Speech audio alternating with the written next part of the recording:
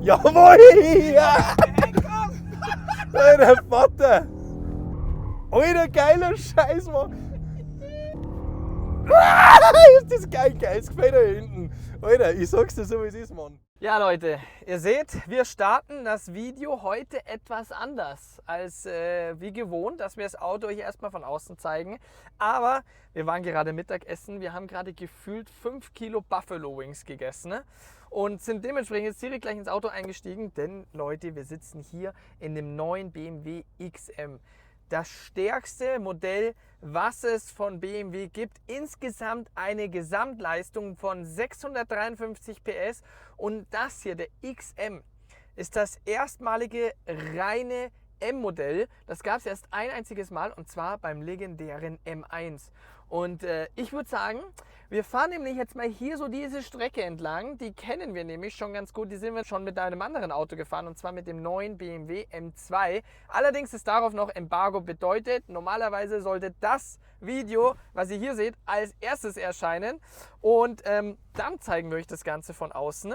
Jetzt ganz wichtig, Leute, wir haben nämlich hier diesen M-Hybrid-Modus. So, der ist jetzt schon auf E-Control. Ja, warte mal, wir wollen ja hier M1-Taste haben.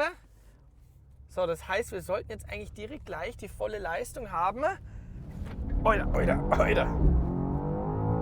Okay, und schon. Ja, du merkst direkt Warte. als erstes diesen Elektro-Punch. Sofort. Bedeutet 197 PS, um genau zu sein. Wir haben hier den bekannten 4,4 Liter V8 Biturbomotor am Start, welcher 489 PS leistet.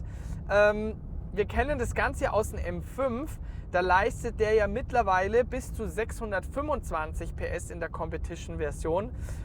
Aber anscheinend haben diese zwei Motoren, was ich gehört habe, vielleicht vertue ich mich auch gerade, anscheinend nicht mehr so viel miteinander zu tun, was ja auch wiederum Sinn machen würde. Allein schon von der PS-Leistung her haben wir hier halt andere Lader. Aber natürlich kommt dann die Elektropower mit dazu. Bedeutet, dann haben wir eben insgesamt die Leistung von 653 PS. Aber jetzt kommen wir mal zu einem Punkt, und das ist das Thema Gewicht. Denn wir sind hier bei 2,7 Tonnen, und das ist halt natürlich schon eine ordentliche Ansage. Und deswegen fahren wir jetzt auch direkt hier gleich als erstes diese Route, bevor wir euch das Auto von außen zeigen. Ich meine, innen ist halt schon wirklich eine krasse Ansage. Also ich meine, Pepe, da kannst du mal ein bisschen was von hinten jetzt zeigen, weil du hast dich ja freiwillig nach hinten gesetzt. Ich habe mich freiwillig nach hinten gesetzt, ja. Also das zeige ich dann hier nachher, beziehungsweise das klippt man dann rein. Der Dachhimmel, der ist komplett verrückt. Das ist alles Alcantara, das ist jetzt ein braunes Alcantara und an der Seite an der Tür braunes Leder in Kombination mit dem Weiß. Und am Dachhimmel ist das so richtig dreidimensional. Da haben ja, wie nennt man das? Es schaut irgendwie aus wie so Polygonrauten. Also brutal geil. Dann auch mit der Ambientebeleuchtung, schaut wirklich mega cool aus. Wenn man das Auto startet, dann fadet von vorn bis hinten das M-Logo durch, sprich hellblau, dunkelblau, rot. Also schaut wirklich mega cool aus. Geräumlichkeit ist mega krass. Du hast extrem viel Platz. Hey, du Pflegefall, Alter, bist deppert oder wie? Und das ist schon wirklich echt ein Wahnsinn. Das Einzige, was mich persönlich ein bisschen stört, weil man nämlich hinter mir ist ein Lautsprecher. Da ist wirklich so, sobald man vom Gas runtergeht, das Blubbern, das ist so extrem penetrant, fast schon künstlich, wie das aus den Lautsprecher rauskommt. Und wenn man steht und man hat das Auto in Neutral bzw. im Parken, dann hört man die Lautsprecher gar nicht, sondern hört man wirklich nur den echten Auspuffklang. Und ja, jetzt ist es halt einfach, also dass es so ist.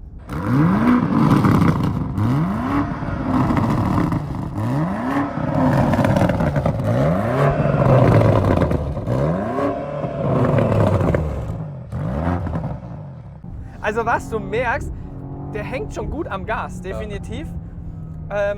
Aber natürlich, ich meine, 2,7 Tonnen, jetzt bin ich gespannt. Jetzt bin ich gespannt, weil das ist ja erstmalig, dass wir hier eine Hinterachslenkung verbaut haben in einem M-Modell. Und die Strecke, die wir hier jetzt fahren, ist normalerweise für den M2 ausgesucht. Für den XM ist normalerweise eine andere Strecke ausgesucht, aber genau deswegen wollen wir das ja testen. Genau. Und zwar nämlich hier die engen Kurven. Wie gut hast du hier den XM im Griff? Denn das Ganze ist nämlich auch hier schön angepasst. Wir haben nämlich hier einen Setup-Modus und zwar MX-Drive-Modus. Wir können leider nicht in Two-Wheel-Drive, das würde ich mal richtig feiern. Aber dafür haben wir hier 4WD Sport und 4WD Sand. Ja, bitte. Er ist sehr hinterachsbetont, wurde uns gesagt. Genau. So, jetzt sind wir hier in 4WD Sport. Und ich würde auch direkt mal sagen, wir machen hier noch, dass auch ein bisschen mehr noch hier komplett quer auf, geht. oder? Ne? Du merkst halt Instant Torque, diese 197 PS, das ist schon geil. Also das musst du wirklich sagen. Boah, das war krass. Schau das mal an. Ja. Aber ihr dreht volles Heck, gell, wenn du von Gas runter gehst beim Lastwechsel. Also du merkst richtig schön, wie die Hinterachse mitlenkt. Ja. Also bisher bin ich extrem überrascht. 2,7 Tonnen, oder? Boah, das ist krass. Kein Untersteuern hier gehabt, gar nicht. Lag komplett stabil. Schau mal hier, ein bisschen enger die Kurve hier. Zwar lang gezogen, hier knickt es rein. Hier mit Umsetzen. Da, Alter, krass, Mo. da quietscht gar nichts, nix. Das ist ja krass. Alter, Vater, Mo, das ist echt verrückt. Schau dir das mal an. Das ist alles ohne Scheiß. Und das ist jetzt nicht Also schlecht. das ist verrückt. Das hätte ich jetzt Das nicht ist geglaubt. wirklich verrückt. Das hätte Weil ich seht nicht mal ein, Leute, wie ich hier einlenke. Hier Alter, jetzt, jetzt kommt er. Alter, er kann wirklich. Ist das geil? Jawohl! Und wieder mit dem Henker. Alter, Vater! Alter, Mo! Alter, geiler Scheiß, Mann! Ist das geil, geil! Oh Gefällt Mann, da hinten. Alter, ich sag's dir so, wie es ist, Mann. Und vor allem, das ist richtig schön, wenn du hier aus dieser Kurve raus beschleunigst durch die Elektropower zusätzlich. Ja. Boah, also Auslegung ist der Hammer. Brutal, hey. Du merkst jetzt ja gerade null, dass du hier in dem SUV sitzt. Und ich meine, wir haben in Anführungsstrichen ja nur 489 PS rein Verbrenner. Alter, Vater, ist das verrückt. Und diese Instant Power, wenn du hier aufs Gas drückst, das ist krass. Natürlich auch insgesamt dann mit der Elektropower noch dazu sind wir dann bei 800 Newtonmeter. Und was man jetzt halt schon verraten kann, Leute, das wurde uns gesagt. Und zwar kommt hier im Herbst eine Red Label Edition raus. Da haben wir nämlich dann 748 PS und 1000 Newtonmeter. Bedeutet, das ist halt dann schon nochmal, ja, anderes Level, weil wir fast 100 PS nochmal mehr dazu bekommen. Aber hier, das ist schon... Ich war ganz ehrlich, war am Anfang wirklich von der Leistung her so, es klingt aber jetzt nicht nach so viel, weil ich meine, 489 PS, wir kennen ja den 4,4 Liter V8 Biturbomotor vom M5, der leistet ja 625 PS und jetzt sagst du, es ist jetzt hier ein reines M-Modell, warum ballerst du nicht gleich so viel Leistung rein? Auf der anderen Seite sagst du wiederum, das ist hier von der Leistung her wirklich gut. Ja, das ist hier durchbeschleunigen, obenrum, klar merkst du schon, aber boah, also für das, dass wir hier Alter, die Kurven ist geil. 2,7 Tonnen haben. Alter! Alter! Alter, Vater!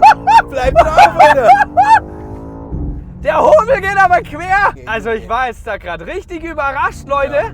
wie der Kübel quer kommt. Alter. Was ich nämlich euch zeigen wollte, und zwar, das ist hier ganz neu, dieser Knopf M-Hybrid nennt sich das Ganze. Wir fahren jetzt ja gerade im Hybridmodus, bedeutet, wir haben unseren 4,4 Liter V8 Biturbomotor am Start, genauso wie auch die elektrische Power.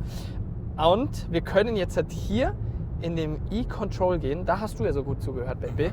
Und zwar ist es so, bei E-Control wird permanent, das ist halt bei anderen Autoherstellern nicht so, das ist hier so, dass der Elektromotor bzw. die Batterie permanent geladen wird, bedeutet, es wird eine gewisse Anzahl halt an Leistung halt von der Motorleistung halt natürlich reduziert, beziehungsweise das ist halt dann einfach nicht verfügbar, weil halt einfach währenddessen rekuperiert wird und somit hast du die ganze Zeit immer die 653 PS. Genau, die hat man halt dann immer, weil ansonsten bei anderen Autos ist es ja so, wenn du mit Hybrid fährst und irgendwann ist einfach mal dein Elektromotor oder deine Batterien sind halt irgendwann einmal leer und das ist bei E-Control nicht so, weil nämlich permanent rekuperiert. Verlierst du halt ein bisschen an Motorleistung, aber dafür hast du permanent den Spaß. Genau, und wir sehen hier, Die Tankanzeige sozusagen ist hier rechts, bedeutet, er ist jetzt noch dreiviertel voll. Wir haben insgesamt eine Reichweite von um die 80 bis 88 Kilometer, wo wir rein elektrisch fahren können. Klicken wir ganz simpel hier drauf und jetzt fahren wir hier komplett rein elektrisch mit 197 PS. Und ich muss sagen, Ja. bis zu 140 km/h können wir hier schnell fahren. Und ich finde, das ist halt schon geil. Ganz ehrlich, wenn du auf der einen Seite sagst, du hast die Verbrenner-Power, ja, und dann aber auch auf der anderen Seite kannst du rein elektrisch fahren. Und es ist auch direkt gleich total tiefenentspannt. Also ich meine ja auch in den Hybrid-Modus, wenn wir im Komfort-Modus fahren, wie gesagt, hier Setup-Taste, das ist hier auch ein sehr wichtiges Thema.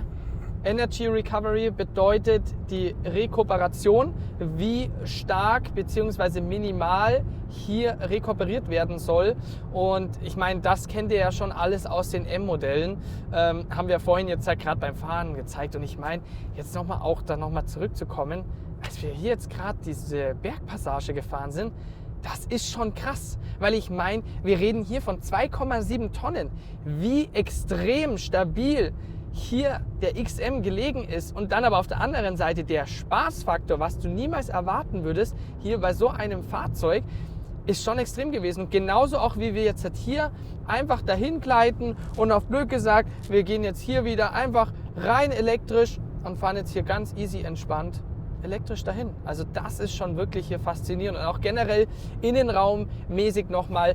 Also mir taugt das hier mega mit dem braunen Alcantara-Dachhimmel, genauso auch hier das Braun. Und dann hier übergehen in Weiß und die Verarbeitung ist halt hier wirklich schon extrem, extrem gut, weil vor allem die kleinen Details, wo du hinschaust, wenn du hier das ganze Armaturenbrett in Carbon hast, selbst bis hier nach oben, sieht halt schon wirklich geil aus. Aber ich finde, für mich eigentlich mein absoluter Favorit ist einerseits hier das komplette Leder in dem Braun. Also was ich zum Abschluss sagen wollte, hier der Dachhimmel ist halt wirklich richtig geil gemacht und das meine ich, Leute, es geht hier nicht bei dem XM um die pure Performance, um hier, wie jetzt damals zu einem M1, einen reinen Supersportwagen hier auf die Beine zu stellen. Natürlich hätte ich das gefeiert und ich hoffe, sowas kommt auch noch von M, sondern es geht hier viel mehr einfach um ein richtig geiles Lifestyle-Produkt und ich habe das im Vorhinein, habe ich das nie wirklich verstanden gehabt. Ja, was will denn M hier mit so einem Fahrzeug?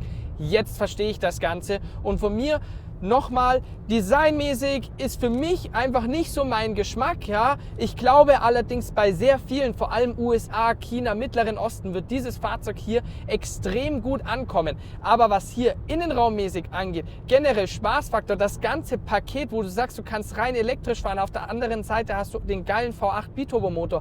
Hier das komplette Gesamtkonzept finde ich schon richtig geil. Und nochmal, ich meine Preis-Leistung, knapp 200.000 € ist extrem viel Geld. Aber wenn wir wirklich hier in diesem Luxussegment schauen und das Ganze mit der Konkurrenz vergleichen, ist das Preis-Leistung, musst du wirklich schon sagen, deutlich günstiger. Denn statten wir uns einen Lamborghini Urus aus, sind wir bei 300.000 €. Genauso auch Aston Martin DBX. Genauso auch, wenn wir schauen, Ferrari ist noch mal ein deutliches Stück teurer. Und genauso auch, wenn du schaust, GLS 63, bist du auch weit über 200.000 €. Und da bist du hier, Preis-Leistung, meiner Meinung nach, wirklich am besten aufgehoben. Und ja, Beppi, ich würde sagen, wir haben es soweit. Wir fahren jetzt hier gemütlich noch 1 Stunde 40 zurück zum Hotel. So lang. Ganz tiefenentspannt. Jetzt sind wir erstmal rein elektrisch unterwegs. Und dann würde ich sagen, fliegen wir wieder heim, oder? Der so. Aber besuchen wir erstmal noch da Park Helber. Ein paar Schorschis. Oder? Also Leute, ich hoffe, euch hat das Video gefallen. Ja, ich bin mal gespannt, ob das Video an sich oder die Outtakes länger werden. Da ist der Robert dafür zuständig. Von daher, Peace out. Weil man hätte einfach sagen können, einfach nur ein flacher Dammel.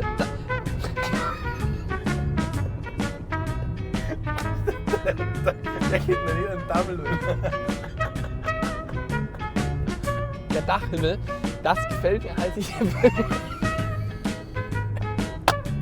Junge!